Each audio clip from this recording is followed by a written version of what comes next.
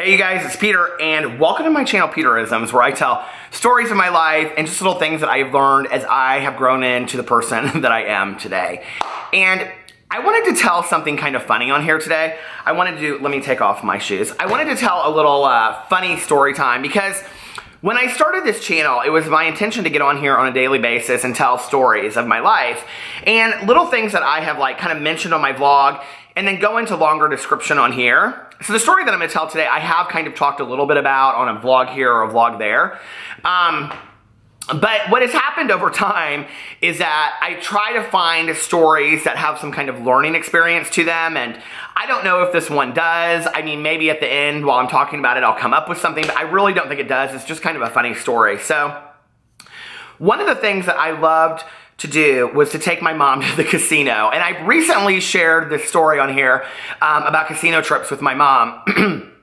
And what was funny was that when we would go on these road trips, right? Now, my mother, I get the talking from both my mother and my father. Both of them are like, nonstop talkers, right? But in kind of different ways. Like my mother was a little bit more like me. She was like tangential and went all over the place, and would be talking about a movie and then it would go into a song and then it would go into like a memory that she had. My dad's process is a little bit more linear, if that makes sense. And I think I got the best of both worlds. Although in my life, I've always been told by teachers and everybody that I talk too much and I talk too fast. And if you've heard the stories on here about my mom and how she would get very upset with teachers and she would say, my son has a lot to say and he's not enough time to say it, and that's why he talks a lot and that's why he talks fast. And so I was never criticized by my parents or my family for talking a lot or for telling stories. I was only actually encouraged more, right? But when I would take trips with my mom, when it was just she and I mean, it was non-stop, just like in the car, right? And it's interesting when somebody passes away that those things that drove you crazy are the ones that you miss the most. And sometimes I really miss that just incessant talking, or finding out little details of my mom's life. Like I was talking to a friend the other day and I said something about like, well, how did your mom pick your names? And she said, I have no idea. And I said, you have no clue why your mom and dad picked your name and your siblings' names? And they were like, no. And I was like, don't you care? And she was like, not really. But like that stuff is so interesting to me, and I can remember as a little kid, like a 10, 12-year-old, I would read my mom's yearbooks from high school and I would read what people had inscribed in there and all this kind of stuff. And so I always knew like all the details of my parents' lives, like all of them. And because they were storytellers, and I think that storytelling is, this rich talent that we have kind of lost in our society of people just telling, stories to one another and sharing stories with them. I think it's kind of a lost art to some degree. But through my parents' stories and my family members' stories, I feel like I have, a bank of knowledge of memories of their lives and how I became this person that I am today. Because I do collectively believe that, because of my mom's experiences, my dad's experiences growing up, how they did, that I am the person that I am today. And I remember in regards to storytelling, one of my mom's favorite movies was Out of Africa with Meryl Streep, and I love the movie as well. And there's a scene, if you've never seen the movie, Meryl Streep moves to Africa from Denmark to start a farm there.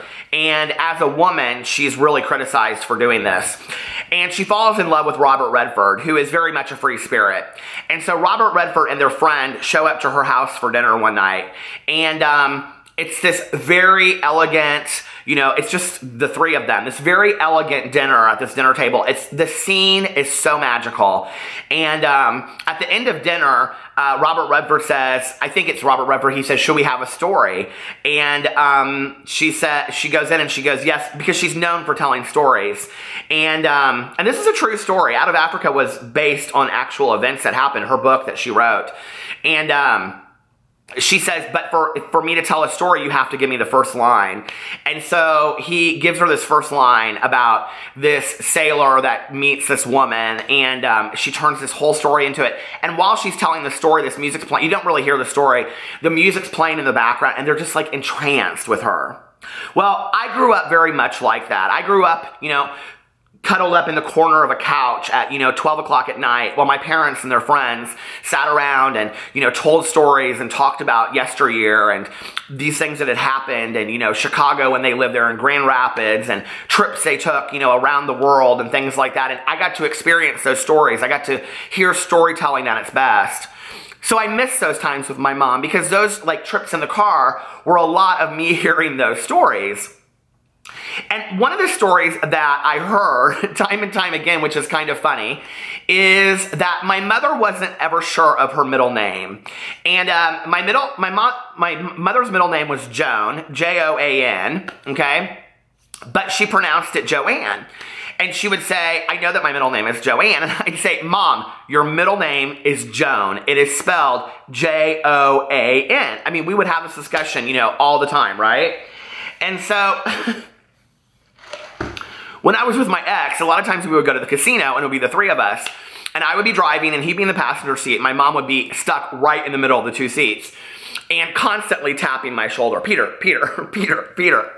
telling me little things. Oh my God, I forgot to tell you about this. And my mom was that person that would say, oh, when I was at church on Sunday, Sally Joe Smith, her son, and I didn't know any of these people and didn't care, right? But the way that she told a story was so fascinating. It was almost like she could tell a story about, peeling an apple, and I would just be so intrigued by hearing the story that it didn't really matter what the story was. I just loved hearing her tell the story. So we were sitting there and she was talking about my grandma, and which if you watch my vlog, you'll know that I found out after my mom passed away that my grandma was in prison twice for embezzlement. But she was talking about my grandma and how she picked their names, and I was like, well, because my mom, her picking my name was very important. And my mom picked my name for two reasons. One, because she loved the folk singer Pete Seeger, and the other reason was that she loved Peter the Apostle.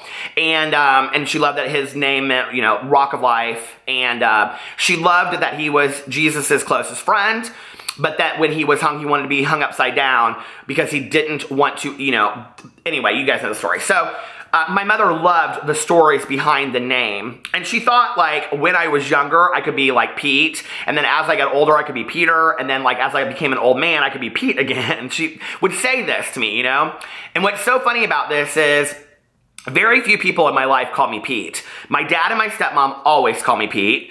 Tanya, my best friend, sometimes calls me Pete, and my husband calls me Pete. When I meet people and they it's usually older men, not older 90, but men that are 10 years my senior, to try to kind of get on my level. They'll be like, hey Pete, how are you? And it's it feels kind of intrusive. Do you guys have a name like that? So anyway, if the other name that she was going to pick was Noah, my mom loved biblical names. So imagine this could be Noahisms instead of Peterisms.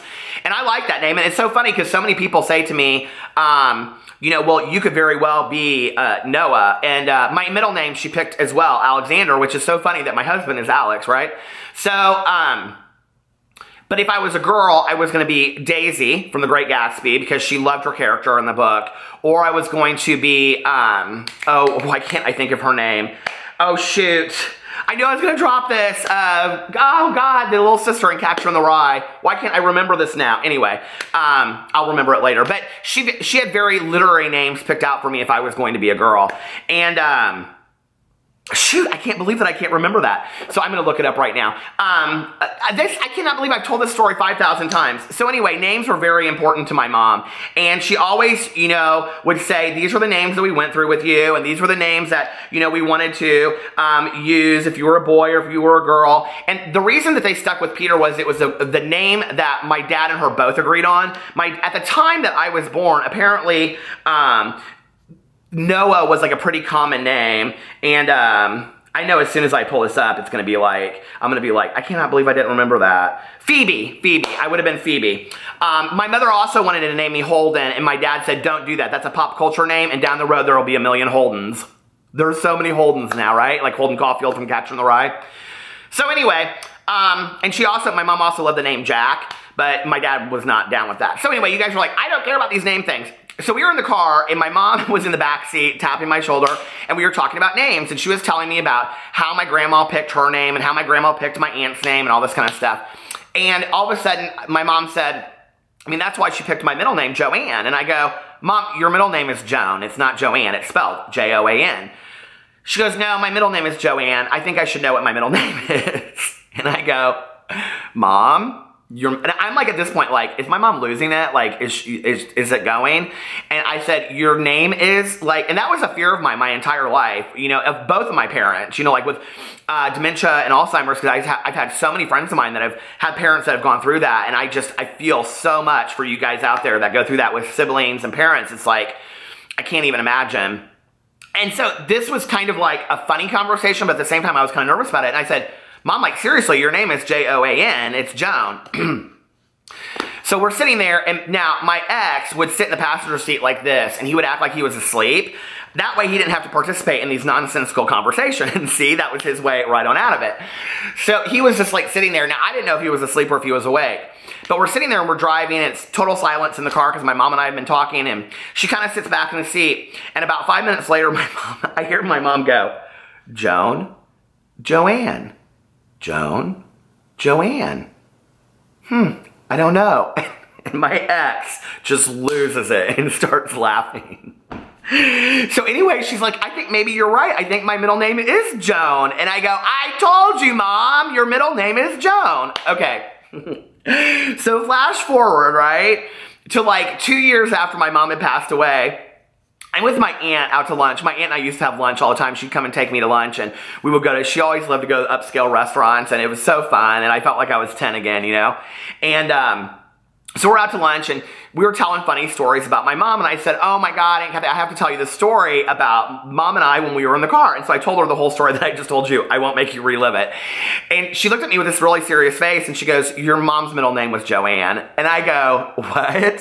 She goes, your mom's middle name was Joanne. It wasn't Joan. And I go, it's spelled Joan. She goes, yeah, Grandma didn't know how to spell, but it was Joanne.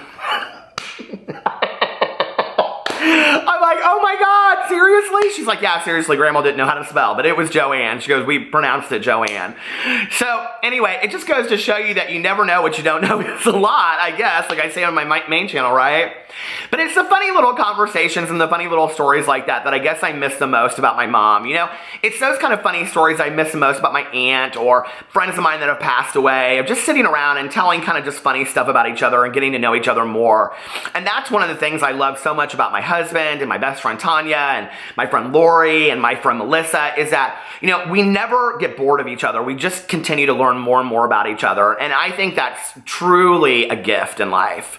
I love you guys, and I will see you tomorrow. Bye.